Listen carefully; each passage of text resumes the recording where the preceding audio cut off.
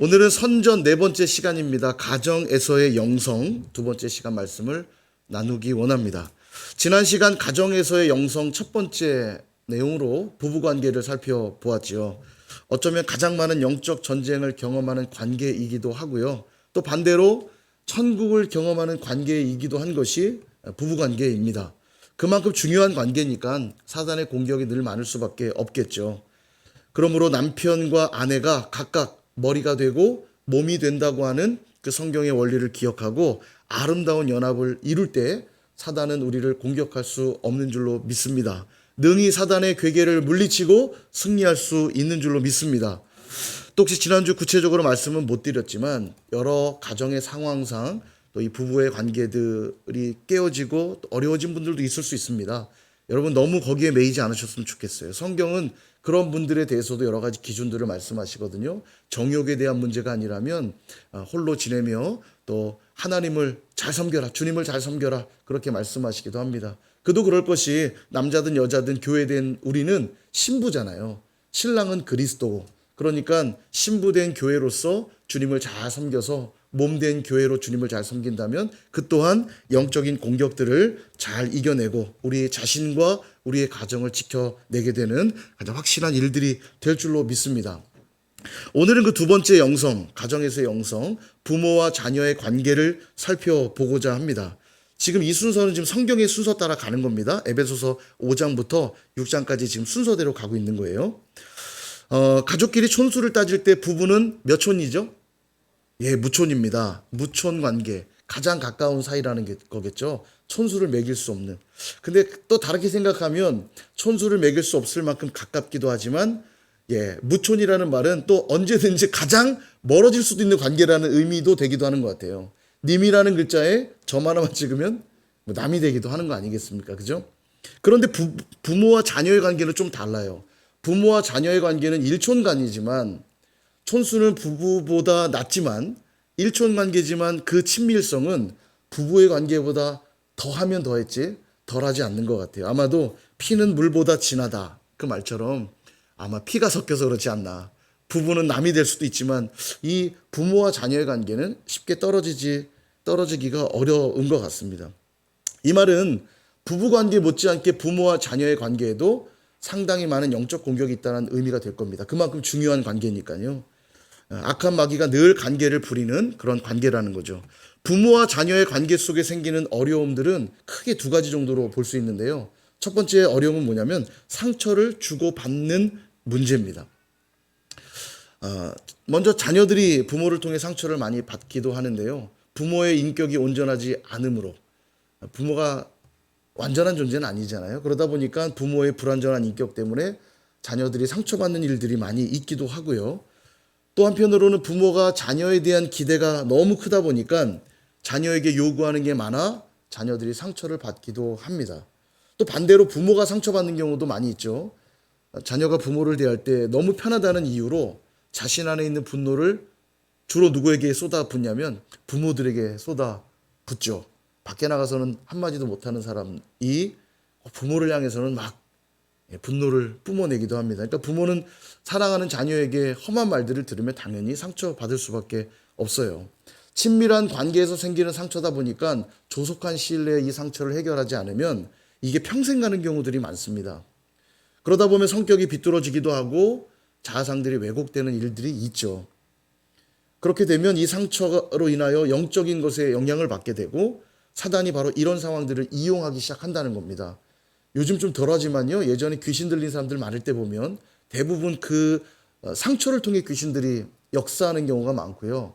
예전에는 이 부모와 자녀 간의 상처가 얼마나 많았습니까? 권위주의적인 사회 문화 또 그런 소통 부재 이런 데서 오는 상처들 속에 왜곡된 자아상 속에 귀신들이 역사하는 경우들이 참 많았거든요. 두 번째 부모와 자녀의 관계 속에 생기는 어려움은 뭐가 있냐면 우상화 문제입니다. 이 우상화 문제가 뭐냐면 저는 어쩌면 상처를 받는 문제보다 이게 더 심각한 문제가 아닌가 싶은데요. 자녀를 정말로 잘 키우겠다는 생각 때문에 삶의 모든 기준을 자녀들에게 다 맞추는 경우입니다. 자녀의 말이라면 껍벅 죽고 자녀들 외에는 배는 게 없는 부모들이 있죠. 그러다 보면 자녀가 잘못된 길을 가도 사랑이란 이름으로 훈계하지 못하고 자녀를 내버려 두는 경우들, 다 용납해 주는 경우들이 있습니다. 우상이 돼버린 거죠. 또한 부족함 없이 키우겠다고 자녀들에게 온갖 것 다 채워주고 쏟아붓지만 부족함이 없이 자라난 자녀들이 훗날 보면 바르게 크는 게 아니라 오히려 불만이 가득한 자녀로 성장하고 이기적이고 사회성이 떨어지는 자녀로 성장하는 모습들도 적지 않이 보게 됩니다. 이게 자녀의 우상한 문제예요. 그러니 뭐 교회 가지 않고 신앙생활하지 않아도 어떻게 통제할 수 없는 지경에 이르게 되죠. 또 반대로 부모가 우상되는 경우도 있습니다. 지나친 부모 의존인데요. 자녀가 뭐 부모를 의존하는 게 왜 문제겠습니까마는 그 의존하는 정도가 지나칠 경우는 문제가 된다는 거예요. 이름하여 마마보이. 그죠? 근데 마마보이인데 파파보이는 없는 것 같아요. 보면 아빠들은 인기가 없습니다. 자녀들에게. 아주 어릴 때, 미취학 아동들일 때나 아빠를 좀 졸래졸래 따라다니지, 나중에 크면은 아빠는 인기가 좀 없어요. 근데 엄마는 영향력도 많고요. 엄마를 잘 자녀들은 따르니까 의존하게 되는데, 특별히 그 의존도가 심해질 경우 마마보이가 돼버리죠. 엄마가 모든 일들을 결정해 줘야만 하고 엄마의 의존도가 너무 높을 때 생기는 겁니다. 말하자면 엄마 없이는 아무것도 못하는 자녀, 그들이 마마보이입니다. 그러다 보니까 건강한 자아상을 갖지 못하고 왜곡된 자존감이 형성되어서 심각한 문제가 벌어지게 됩니다. 어려서는 마마보이가 티가 별로 안 납니다. 원래 어려서는 부모 의존하니까요.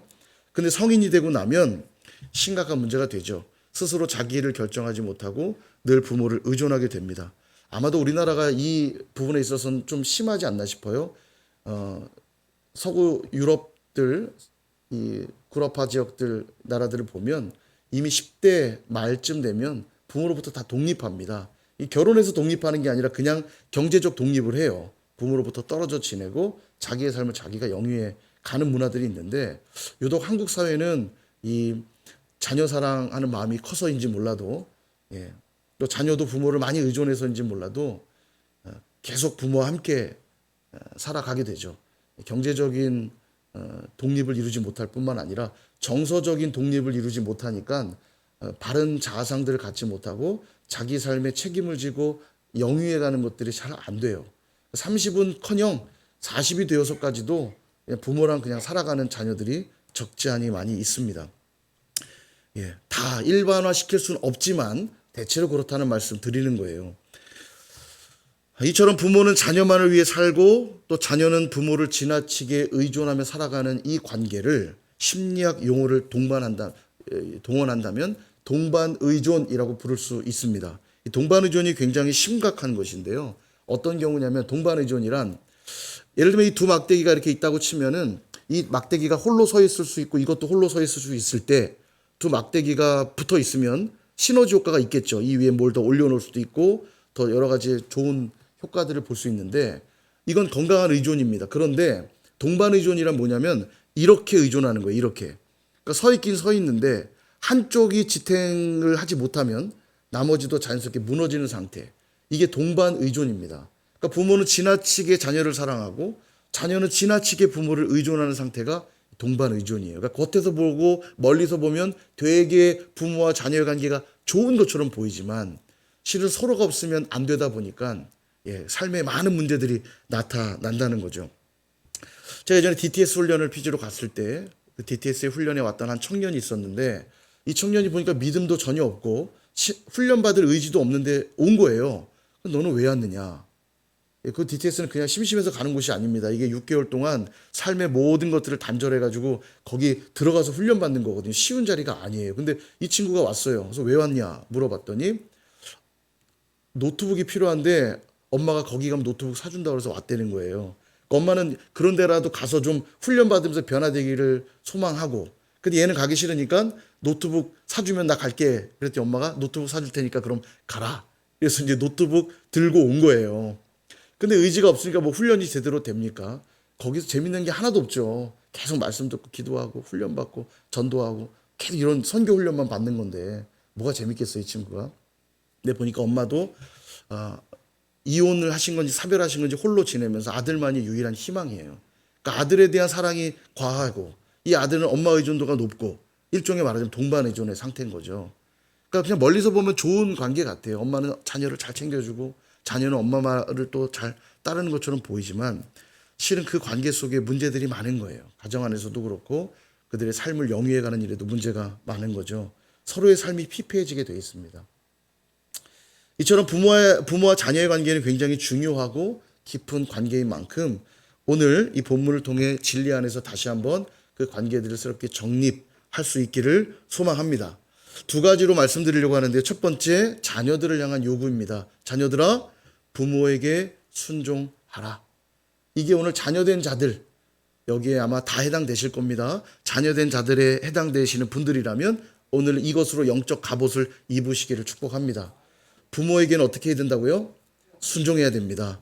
하나님이 모세를 통해 십계명을 주실 때 두 돌판에다 써서 주셨어요. 제가 여러 번 이거 말씀드렸죠. 과연 돌판에 어떤 계명을 어디에 써주셨을까? 이게 학자들 사이에 상당히 재미나 논란입니다. 성경은 나오지 않거든요. 1계명부터 몇 계명까지 이쪽 돌판에 쓰고 몇 계명은 이쪽 돌판에 썼을까? 근데 대부분의 사람들은 그렇게 생각해요. 우리 SBS 때 공부했죠. 십계명. 신우 망한부 살간 도고탐. 신 다른 신을 내게 있게 말며 우상을 만들지도 말고 섬기지도 말며 망 여호와의 이름을 망령되이 일컫지 말며 안식일을 거룩히 지키며 자, 요 네 가지까지는 하나님과 관계된 계명이죠.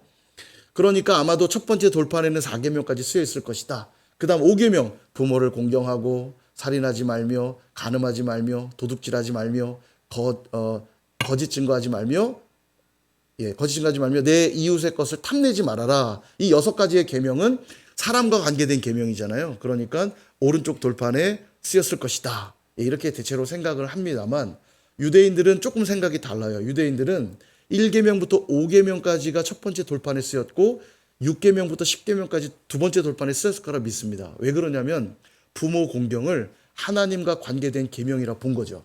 유대인들은.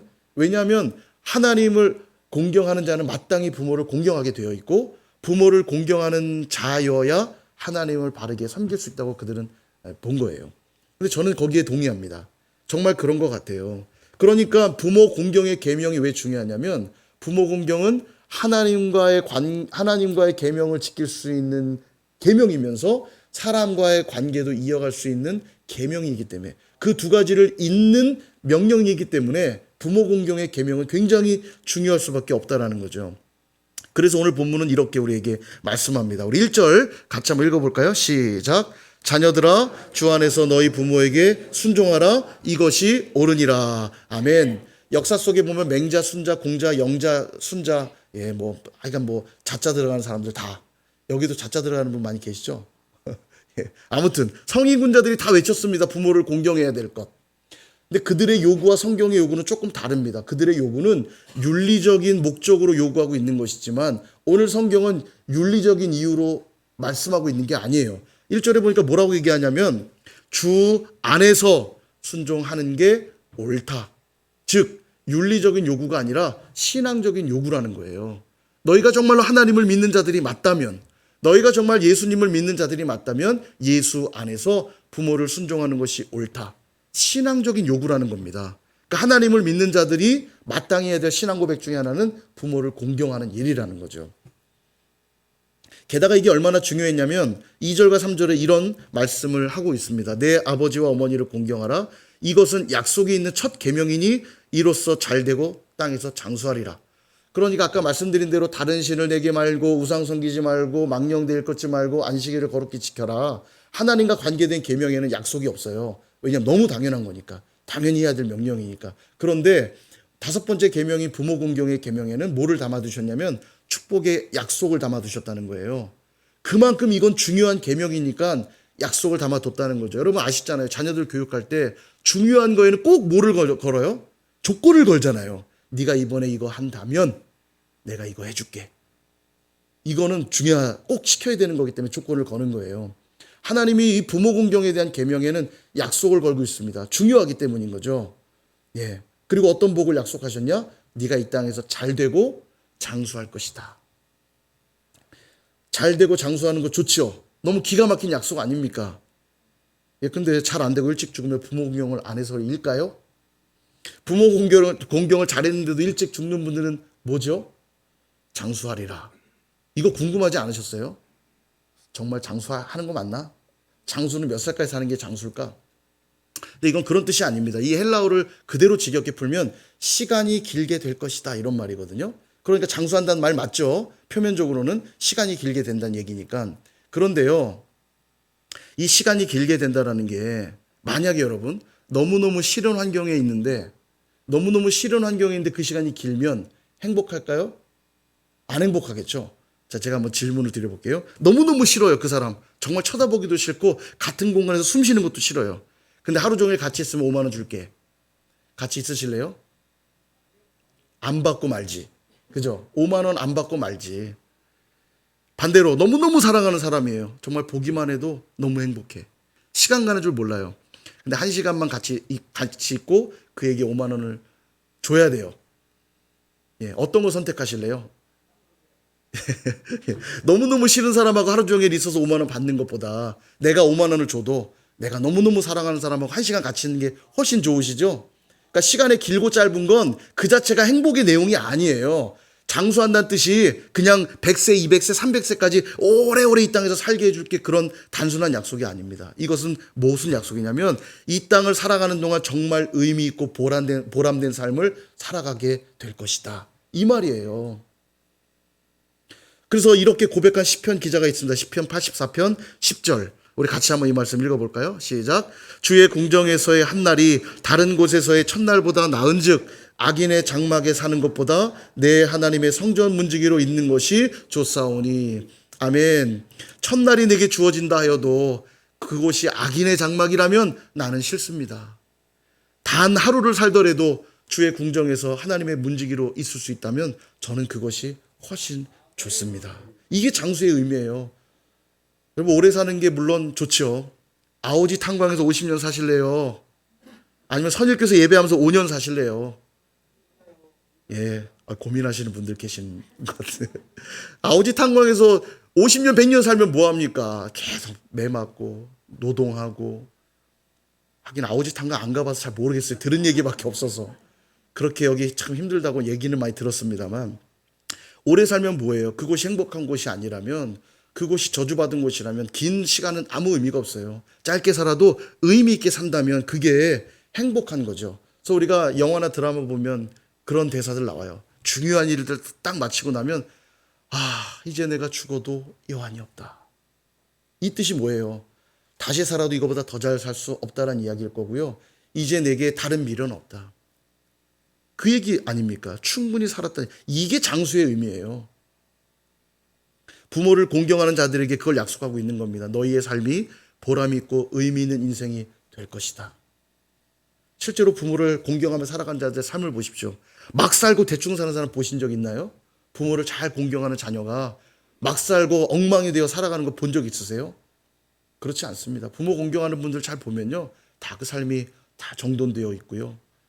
그 삶이 아주 안정되어 있는 것들을 보게 돼요. 의미 있는 삶을 살아가는 걸 보게 됩니다.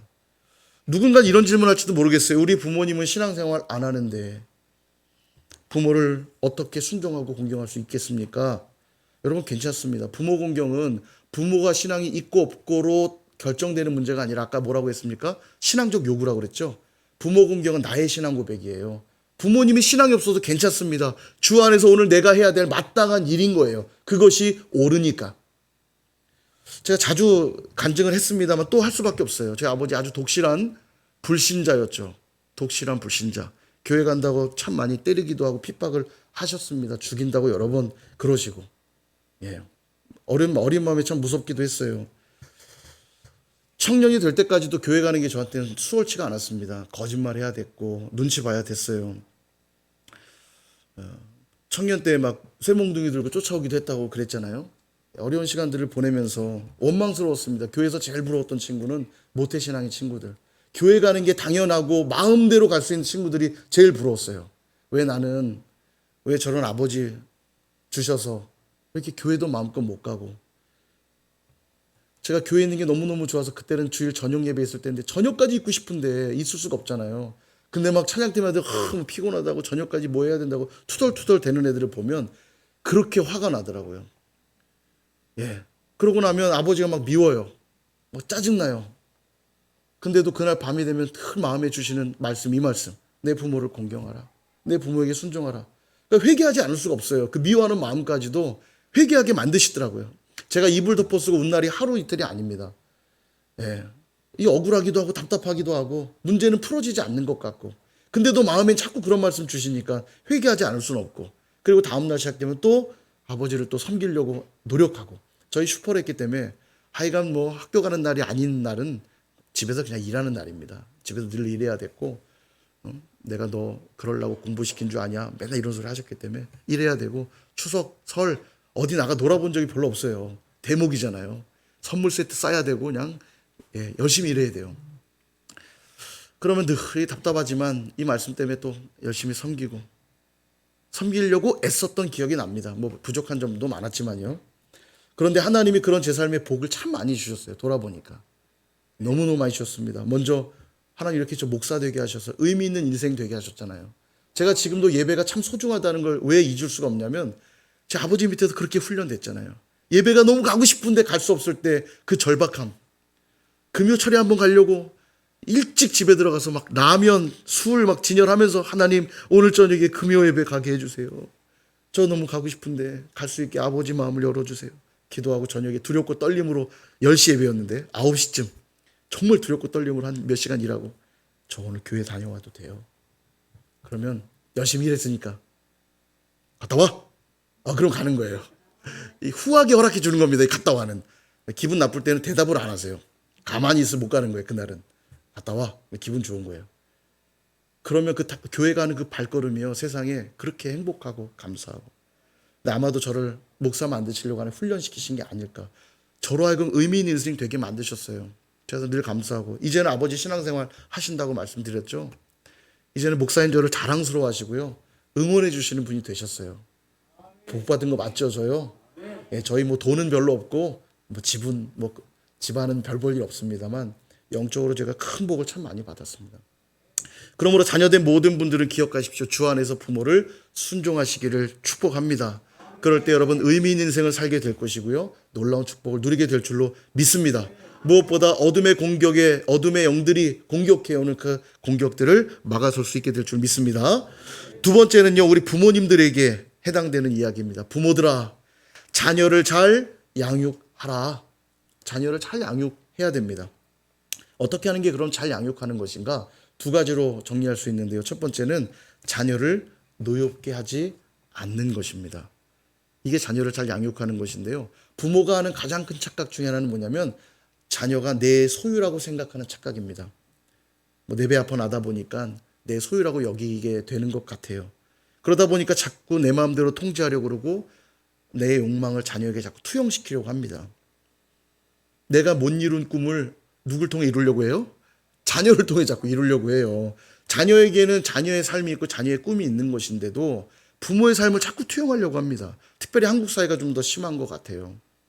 내가 못 이룬 꿈 네가 이뤄야 한다면서 막 세뇌시키죠. 그러다 보니까 자녀들이 어려서부터 많은 상처를 안고 살아가고 큰 분노를 품고 살아가는 경우들이 많아요. 자기도 하고 싶은 게 있고 소망하는 게 있는데 제가 그래서 저희 둘째한테 너는 커서 뭐가 되고 싶니? 그랬더니 초등학교 1, 2학년 된 애가 사육사가 되고 싶대요. 제가 조금 별로였어요. 사육사가 뭐예요? 동물원을 데려가서 동물도 보여주고 사육사는 이런 일 하는 거야. 이제 했는데 꿈이 잘 안 바뀌어요. 사육사가 되겠대요. 계속. 요즘은 바뀌었을까요? 안 바뀌었을까요? 네, 바뀌었죠. 사육사 얘기는 안 합니다. 근데 부모는 이런 거에 자꾸 조바심 내요. 그러니까 자꾸 뭐 하라고 그래요? 사육사 무슨 사육사야? 판사, 의사! 자꾸 주입하죠. 판사, 의사.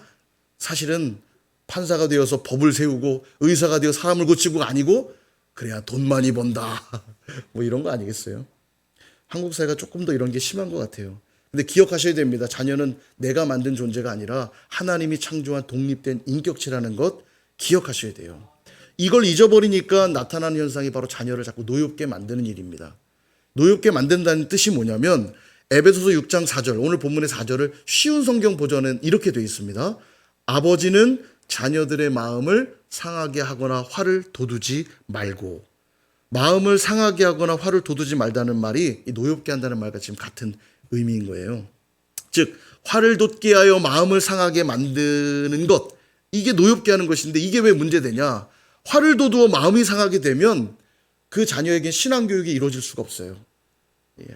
신앙교육이 이루어지지 않기 때문에 문제가 되고요. 신앙교육만 어려워지는 게 아니라 골로새서 3장 21절, 비슷한 평행 본문인데요, 에베소서와. 여기에 보니까 이렇게 말씀해요. 아비들아, 너희 자녀를 노엽게 하지 말지니. 왜 하면 안 되냐면 그가 낙심할까 함이라. 자녀가 노엽게 되면 낙심한대요. 낙심이 뭐냐면 영어 성경에 보면 discourage라고 나오거든요. 이게 뜻이 뭐냐면 용기를 꺾다, 좌절시키다, 의욕을 꺾다, 이런 말입니다. 자녀를 망치는 최고의 길 간단합니다. 노엽게 하면 돼요. 화를 돋우어 마음을 상하게 만들면 됩니다. 그러니까 젊은 나이에 막 어떤 살인의 죄를 저지르고 이런 친구들 프로파일링 해보면 대부분 가정에서 부모와의 관계가 깨진 경우들이 대부분이에요. 거기서 생긴 그 분노, 화가 돋우어 그 마음이 다치니까 그 분노가 사회를 향해 뿜어져 나오는 겁니다. 삶의 의지도 꺾이고 용기도 꺾이고 좌절한 인생으로 살게 되니까 얼마나 불행한 인생이 됩니까? 여러분, 볼 때 자녀가 마음에 들지 않을 수 있습니다.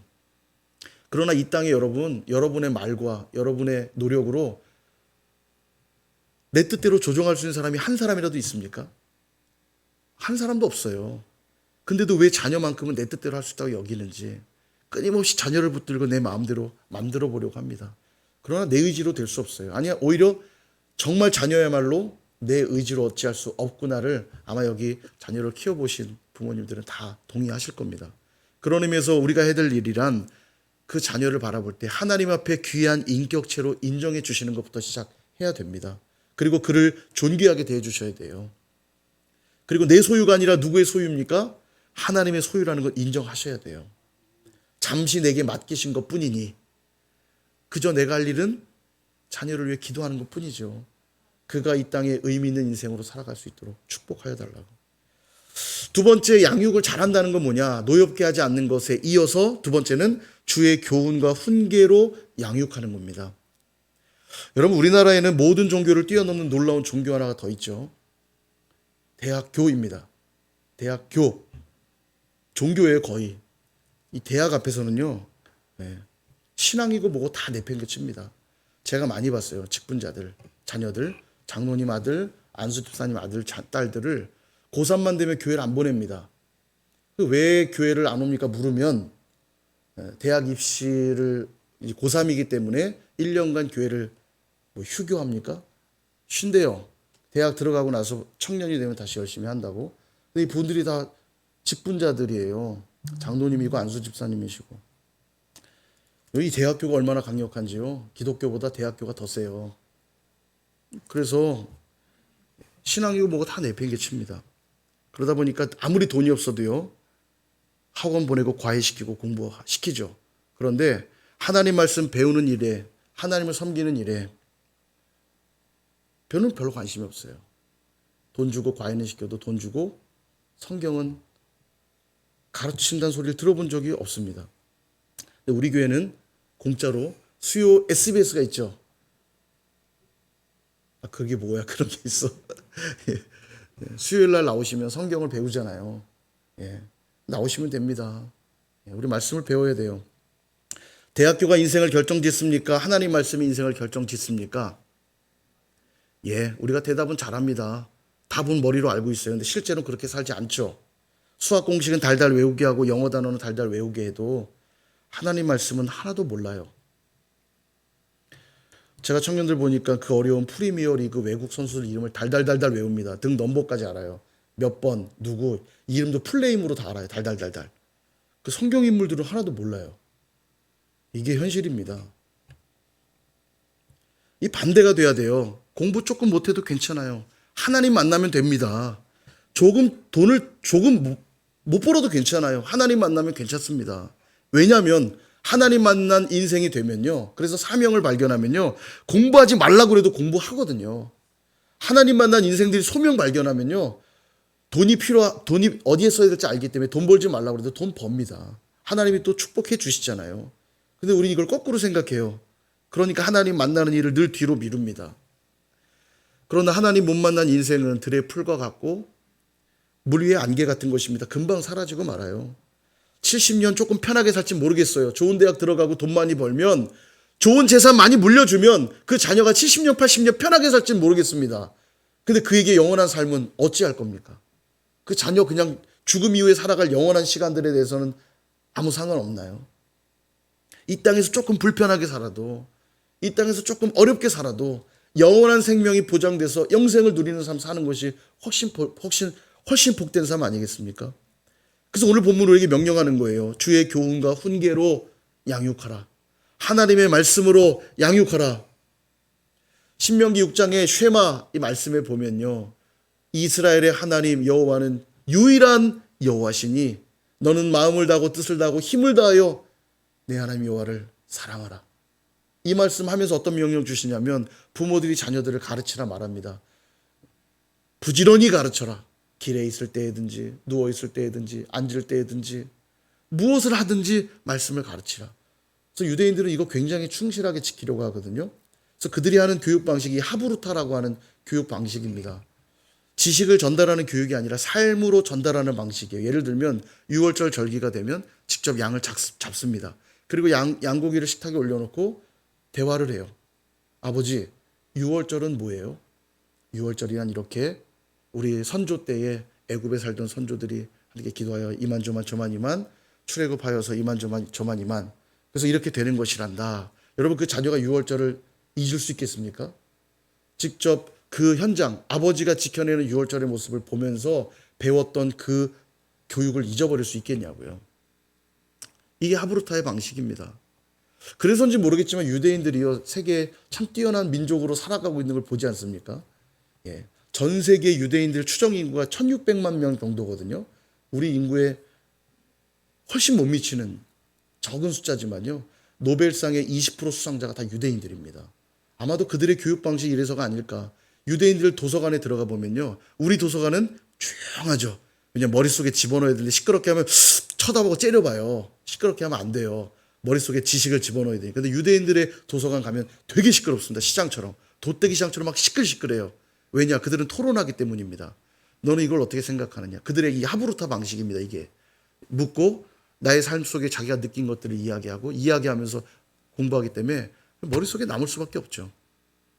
이제 교육의 내용이 중요한 게 아니라 하나님의 말씀을 그렇게 가르쳐야 한다는 거예요. 우리의 가정을 한번 돌아봐 보십시오. 부모와 자녀의 대화는 점점 단절되어 가고 있는 것들을 보게 되고요. 학원 가면 애들이 막 11시, 12시에 와요. 뭐 엄마 아빠도 일하고 마치면 밤늦게 돌아오지만 대화할 시간이 없습니다. 그러니까 자녀가 사실은 부모님과 깊은 고민에 대해서 이야기하고, 부모는 신앙적 관점에서 상담해주고 이야기하면서 그래야 또 기도하고 돼야 되는데, 자녀는 부모님과 깊은 고민을 나누지 않습니다. 그러다 보니까 엉뚱한 곳에 가서 자꾸 교육받게 되고, 주의 교훈과 훈계로 채워줘야 될 자리에 세상 지식과 가치관이 자꾸 채워지는 것이죠. 사랑하는 부모 여러분, 자녀에게 정말 필요한 교육은 주의 교훈과 훈계입니다. 어차피 부모는요, 평생 자녀를 돌봐줄 수가 없어요. 그렇다면 내 자녀가 진정한 부모이신 하나님을 만날 수 있도록 하는 거야말로 가장 중요한 일이라는 겁니다. 잠언 22장 6절에 이렇게 말씀하죠. 마땅히 행할 길을 아이에게 가르치라. 그리하면 늙어도 그것을 떠나지 아니하리라. 아멘. 가르치라. 그럼 우리나라 사람이 이상하게 이게 말로 뭘 하라는 얘기인 줄 알고 자꾸 잔소리하는 것만 생각합니다만, 물론 말로 가르치는 일도 필요하지만 더 중요한 건 먼저 살아내란 요구예요. 삶으로 가르치라는 겁니다. 아까 하브루타 교육처럼. 기독교 신학의 기초를 놓았다 말할 수 있는 위대한 교부 어거스틴, 우리가 성 어거스틴이라고 부르죠. 이 사람이 젊은 날 굉장히 많이 방황했고요, 마니교라고 하는 이단에 빠지기도 했습니다. 막 너무 방탕한 삶을 사니까 어머니가 늘 마음이 아팠어요. 근데 이 어머니 모나카가 늘 아들을 위해 기도했거든요. 나중에 그가 위대한 교부가 되고 자기의 삶을 돌아보며 참회록이라는 책을 쓰거든요. 그 참회록에 보면 이런 글귀가 있습니다. 제가 읽어드릴게요. 주님은 높은 곳에서 손을 뻗으시어 이 캄캄한 어둠에서 내 영혼을 끌어내 주셨사옵나이다. 그때 주님의 충실한 하인이었던 어머니는 나를 위하여 우셨나이다. 세상의 어머니들이 사랑하는 자식의 죽음 앞에서 우는 것보다 더 심하게 주님을 향해 울었사옵니다. 예, 이 모니카가 얼마나 아들을 하나님께 열심히 올려드렸는가를 볼 수 있는 대목이 어머니가 한 얘기가 아니라 어거스틴 자신이 한 이야기예요. 어머니의 눈물 어린 기도가 아니었다면 자기가 하나님 앞에 설 수 없었다라는 거죠. 그러므로 사랑하는 부모 여러분, 주의 교훈과 훈계로 양육하기 위해서는 먼저 주의 교훈과 훈계로 살아내셔야만 됩니다. 그러기 위해서 여러분 먼저 예배하시기를 부탁드립니다. 부모가 예배를 쉽게 생각하는데 자녀가 어떻게 예배하겠어요? 얼핏하면 예배를 쉽게 제껴버리는데 자녀가 예배 드리겠습니까? 여러분 말씀을 붙드시고 순종하실 수 있기를 바랍니다. 말씀을 가볍게 여기는 걸 본 자녀가 어떻게 말씀을 사랑하겠어요? 기도의 자리를 사수하시기를 바랍니다. 어떤 상황에도 기도하지 않는 부모를 보면서 언제 기도해야 될지를 자녀가 어떻게 알겠습니까? 자녀들이 안 보는 것 같죠? 다 보고 있습니다. 제가 얼마 전에 그런 일이 있었어요. 제가 집에서는 책을 잘 안 읽거든요. 집에서는 책을 잘 안 읽는데 하루는 궁금한 내용이 좀 있어서 책을 펴서 좀 식탁에 앉아 책을 읽고 있었어요. 근데 갑자기 저희 둘째가 오더니 오, 책 읽네 이러면서 야 아빠 책 읽어. 그랬더니 오 처음 보는데 뭐 이러는 거예요. 제가 되게 충격을 받았습니다. 제가 왜 책을 안 보겠습니까? 많은 아이들이 안 보는 것 같지만 다 보고 있는 거예요. 그러니까 저희 아내도 늘 아이들에게 책 좀 읽어라, 책 좀 읽어라 많이 얘기하거든요. 물론 아내도 책을 많이 봅니다만 책 읽으라는 얘기 많이 하는데 아마도 그러면서 뭐 아빠도 안 읽고 한데 뭐 이런 생각 했는지 모르겠어요. 제가 책을 피고 있으니까 오 아빠도 책 보네 이러더라고요. 깜짝 놀랐습니다. 책 보는 모습도 아이들을 위해서라도 많이 보여줘야겠구나. 제가 그런 생각이 들었습니다. 그렇습니다. 비가 오나 눈이 오나 기도하는 어머니를 본 자녀들은요. 훗날 어려운 일들이 생길 때 자기가 누구에게 간구해야 될지를 알아요. 기도했던 어머니를 떠올리면서 하나님을 찾는 자리로 나가게 되어 있습니다. 어머니의 무릎 위에 앉아서 듣던 성경 말씀을 어른이 되어서도 기억하게 되어 있어요. 제 삶을 돌아보니까 제가 그랬더라고요. 제 아버지가 어머니도 참 많이 때리시고 참 신앙 핍박을 많이 하셨는데 제가 받았으면 어머니는 얼마나 많이 받았겠습니까? 그죠? 그렇게 매를 맞아가면서도 주일 예배, 주일 성수해야 된다고 아버지 일어나기 전에 빨리 가서 예배 드리고 온다고 그 독산동 살 때인데 그 여의도까지 그 여의도 순복음교회를 다니셔갖고요. 가까운 동네 교회 가도 되는데 본교회 섬기신다고 가셔가지고 아침 일찍 새벽같이 가서 예배 드리고 오시는 거예요. 아버지가 그래도 늦게 일어나시는 편이었거든요. 그러니까 일어나기 전에 갔다 온다고 꼭 한 주도 빠지지 않고 예배를 드리시는 모습 보면서 제가 예배를 배웠고요. 철야 예배 가서 기도라도 하시는 날 보면 그렇게 눈물 뿌려 기도하시는 모습 보면서 제가 기도를 배웠고 또 아버지 눈치 보면서 성경을 배워야 된다고 평신도 성경학교가 있었거든요. 순복음교회에. 거기를 그렇게 또 빠지시는 날도 많았지만 거기를 그렇게 가셨어요. 그럼 꼭 저를 데리고 가셨어요. 같이 갔어요. 같이 배우는 거죠. 제가 그래서 성경 박사 됐나요? 성경 박사가 아닐 수도 있으니까 그건 좀 조심해야 되고 아무튼 그러면서 제가 말씀을 배웠어요. 돌아보니까 그렇더라고요. 어머니의 신앙을 제가 그대로 배웠구나. 제가 고백하게 됩니다. 말씀을 정리합니다. 사랑하는 여러분, 부모이고 자녀된 공간 안에 아마 저와 여러분이 다 이 영역 안에 포함되어 있을 겁니다. 그렇다면 각자의 자리에서 해야 될 역할들이 무엇인지 한번 점검하시기를 바랍니다. 혹시 부모가 계시지 않거나 자녀가 없는 경우도 있을 수 있을 겁니다. 그러나 영적 부모가 있고요. 영적 자녀가 또 있잖아요. 동일하게 적용하시면 돼요. 그럴 때 우리의 가정, 또 우리의 공동체는 악한 마귀의 관계로부터 안전하게 될 것이고요. 온전한 하나님의 나라가 임하게 될 줄로 믿습니다. 그렇게 살아가시는 저와 여러분 다 되시기를 주님의 이름으로 축원드립니다.